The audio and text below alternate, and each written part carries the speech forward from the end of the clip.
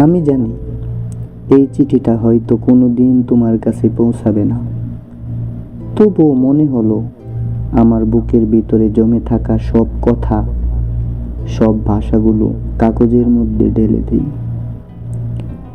হয়তো তুমি পড়বে না, হয়তো জানবেও না, তবু লিখেছি, কারণ আজও তোমাকে ভীষণ মনে পড়ে।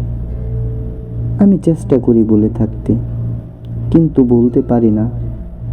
যতই নিজেকে ব্যস্ত রাখতে চাই, রাতের নিস্তব্ধতা তোমাকে মনে করিয়ে দেয়।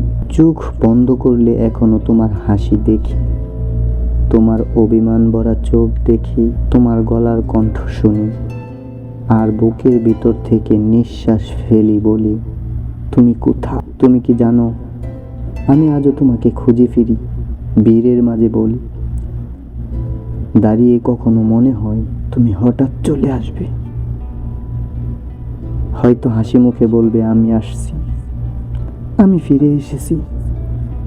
কিন্তু তারপর বাস্তবটা কষ্ট দিয়ে মনে করিয়ে দেয় তুমি আর আমার জীবনে নেই। আমাদের গল্পটা শেষ হয়ে গেছে, কিন্তু তোমার অধ্যায়টা আজও আমার হৃদয়ের ভেতরে খোলা।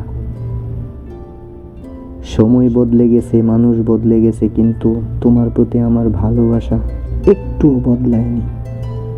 হয়তো এটা আমার ভুল, হয়তো এটা আমার দোষ, তবুও সত্যিটা এটাই যে আমি আজও তোমাকে অনেক ভালোবাসি। রাতের আকাশের তারার দিকে তাকিয়ে থাকি আর মনে করি এটাই তুমি। হ্যাঁ শিমু, এটাই তুমি। তোমাকে হয়তো পাবো না, তবে তোমাকে নিয়ে কল্পনা করতে তো কেউ বাধা দিতে পারবে না। ভালোবাসি তোমায়, অনেক ভালোবাসি।